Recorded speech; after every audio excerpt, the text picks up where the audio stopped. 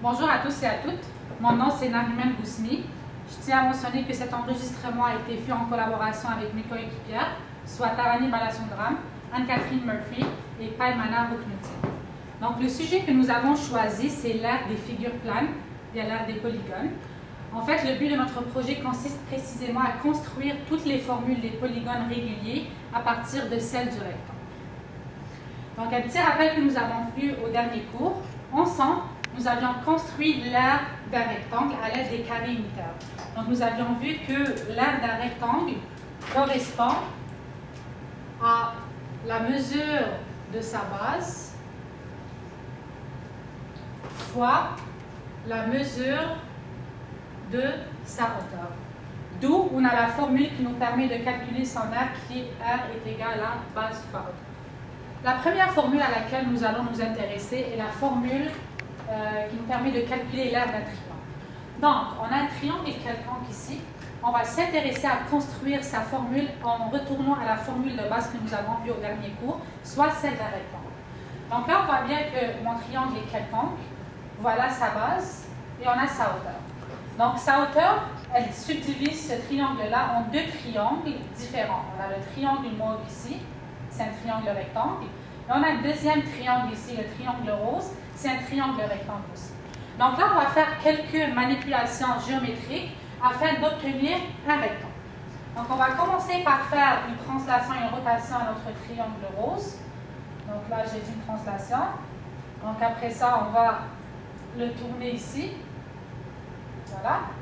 Et on va encore faire une translation pour faire notre rectangle. On va faire exactement la même chose avec le deuxième triangle rectangle, soit le triangle mauve. Donc voilà. Donc on fait une rotation. Et après ça, on va faire une translation. Donc voilà. On voit bien qu'on a un rectangle au tableau. Et là, on avait vu au dernier cours que l'aire d'un rectangle, c'était la base fois la hauteur. Mais là, nous, on s'intéresse à construire la formule qui nous permet de calculer l'aire d'un triangle. Donc là, juste la surface que j'ai à l'intérieur, le triangle de départ.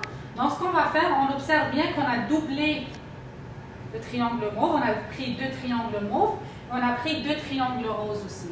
Donc pour avoir la formule qui nous permet de calculer l'aire d'un triangle, il faut tout simplement prendre la formule du rectangle et on la divise par deux parce qu'on va enlever un triangle mauve et un triangle rose. Donc ce qui nous donne la formule suivante. Donc, on a l'aire est égal à la base fois la hauteur qu'on divise par deux. Donc là, vous vous demandez sûrement est-ce que cette formule elle sera valide pour tout type de triangle. Donc, on va aller voir est-ce que c'est vrai. Alors, regardez bien, je vais changer mon triangle ici. Regardez. Donc là, j'ai un triangle plus petit. On peut continuer jusqu'à avoir un triangle droit. Donc, vous voyez, la forme finale, c'est toujours un rectangle. On a le triangle droit ici, qu'on multiplie par 2 pour obtenir un rectangle. Donc, ça revient à dire que c'est la base fois la hauteur qu'on divise par 2. La deuxième formule à laquelle nous allons nous intéresser aujourd'hui, c'est la formule qui nous permet de calculer l'aire d'un losange. Donc voilà, nous avons au tableau un losange quelconque. Donc, ça veut dire qu'on peut modifier la mesure de ces diagonales comme on veut. On peut faire la même chose avec la petite diagonale. Donc voilà, nous avons un losange quelconque. On va s'intéresser à construire la formule qui nous permet de calculer son aire, toujours en retrouvant un rectangle. Donc voilà, comme tantôt, nous allons faire les transformations géométriques pour nous permettre d'obtenir un rectangle. Donc on a la grande diagonale ici en orange et on a la petite diagonale ici en violet. Donc on voit bien que les deux diagonales se coupent au centre du losange et nous permettent de former 4 triangles rectangles. Donc j'ai le triangle rose ici, le triangle vert, le triangle rouge et le triangle bleu. Donc on va passer en transformation pour trouver notre rectangle. On va commencer avec le triangle rose ici, donc je vais le déplacer. Je vais ensuite faire une rotation. On va faire encore une translation. Donc, on voit bien qu'on a doublé notre triangle rectangle pour avoir un petit rectangle ici. On va faire exactement la même chose avec les 3 autres triangles. Donc, passons au triangle vert. Donc, on va faire une translation, suivie d'une rotation.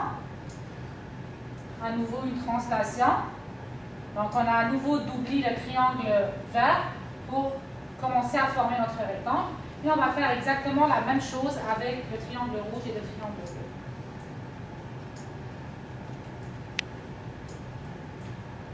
Voilà.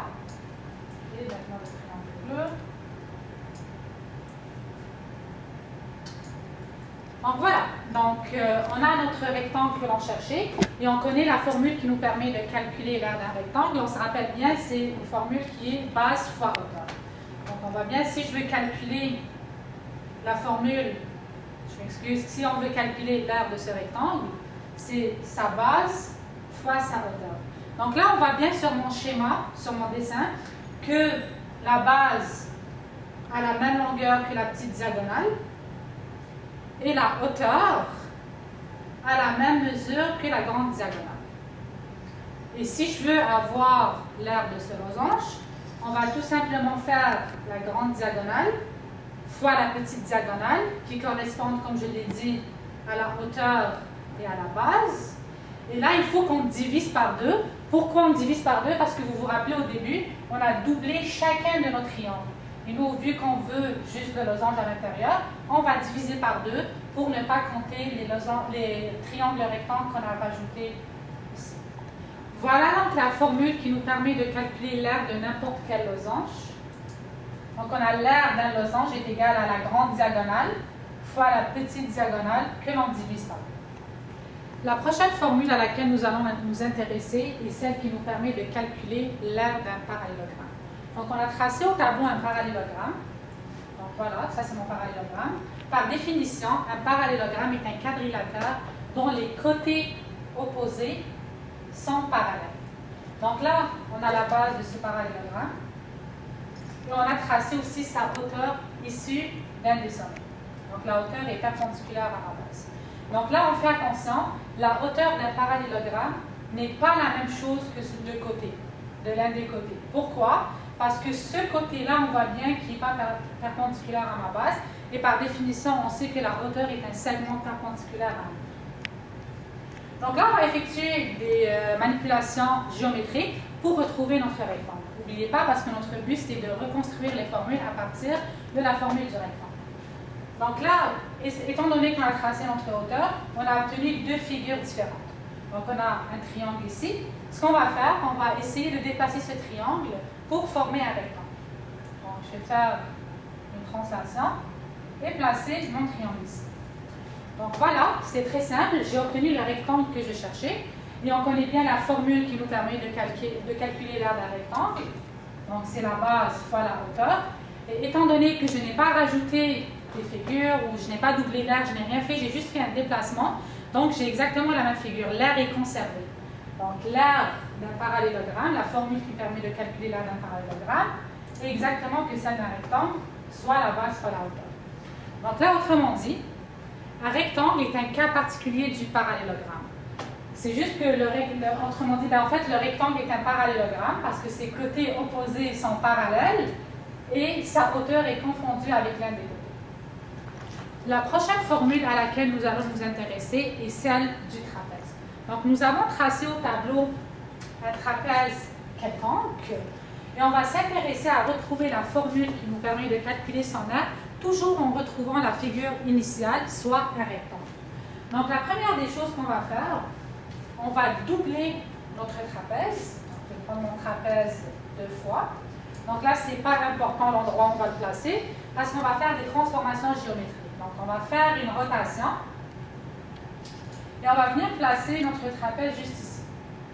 Donc, vous voyez bien, nous venons de former une figure géométrique qu'on connaît déjà, on l'avait fait précédemment. Il s'agit d'un parallélogramme. Là, on va faire aussi quelques transformations géométriques pour retrouver notre rectangle, qui sont les mêmes que nous avons fait avec le parallélogramme. Donc, autrement dit, on va reprendre le triangle rectangle ici, on va venir le placer juste là. Et voilà, on vient de retrouver un rectangle. Là, on se rappelle bien la formule qui me permet de calculer l'aire d'un rectangle et la base par la hauteur. Donc, on va les retrouver, ces deux mesures-là, dans ma figure. Donc, la base de ce rectangle, c'est tout ça. Donc, c'est la somme de la petite base et la grande base. Et sa hauteur, elle est juste ici. Donc la formule pour calculer l'aire d'un trapèze, ça va être la grande base plus la petite base fois la hauteur. Donc juste cette partie-là, c'est la formule pour calculer l'aire d'un rectangle. Et là, on n'oublie pas, on va diviser par 2. Pourquoi on divise par 2? Parce qu'au départ, vous vous rappelez, on avait doublé notre trapèze. Voilà pourquoi on divise par 2. Le dernier cas auquel nous allons nous intéresser est l'ensemble des polygones réguliers. Donc, nous avons tracé au tableau un pentagone, donc un polygone à 5 côtés. Mais ce polygone-là peut être varié à l'aide de notre curseur. Donc, si je vais bouger le nombre de côtés ici, on voit que le nombre de côtés augmente. Donc, pour des besoins de cause, notre construction est limitée entre un nombre de côtés entre 5 et 10 en fait. Mais le raisonnement que je vais vous expliquer s'appliquera sur l'ensemble des polygones réguliers, soit on peut avoir plus que 10 côtés. Donc, on peut aller jusqu'à 20, 30, 40, 50 et ainsi de suite. Donc là, il est important de comprendre que la formule que nous allons chercher à construire ne va pas être basée à partir de la formule d'un rectangle. On va plutôt aller chercher quelque chose d'autre. Pourquoi? Car ça serait beaucoup plus intéressant de s'intéresser à autre chose qu'un rectangle. Donc, si on observe bien la figure qu'on a ici, un décagone, donc un polygone à 10 côtés, on peut le subdiviser en plusieurs triangles, donc issus tous du centre de mon décagone. Ici, donc vous voyez bien, on a 10 triangles qui sont isométriques. Donc, comment on va faire pour calculer l'aire de ce décagone-là? On va calculer l'aire d'un seul triangle. Donc, pourquoi on calcule l'aire d'un seul triangle? Parce qu'on connaît bien la formule. Donc, c'est quoi déjà ma formule? C'est la base fois la hauteur. Donc, l'aire d'un triangle, c'est la base fois la hauteur divisée par 2. Et qu'est-ce qu'on va faire ensuite? On va multiplier par le nombre de triangles que nous avons. Donc, on va multiplier par 10, parce qu'on a 10 triangles dans ce cas-ci. Mais, pause, arrête pas pareil, on va le couper. Donc, on va multiplier par 10 parce qu'on a 10 côtés, mais dans le cas, on aura 5 côtés, on va multiplier par 5 et ainsi de suite. Donc, on a la formule suivante. Donc, l'aire du polygone est égale à l'aire d'un triangle. Donc, un triangle ici jaune, ou peu importe, n'importe quel triangle, parce qu'ils sont tous isométriques, qu'on multiplie par le nombre de côtés. Donc là, la hauteur de mon triangle représente l'apothéose de mon polygone, d'où on a une formule plus générale, qui en fait, on va juste faire de la substitution. On va avoir C fois A fois N divisé par 2. Donc, C, ça représente le côté de mon polygone ou bien la base de mon triangle. A, ça représente l'apothéose de mon polygone ou bien la hauteur de mon triangle.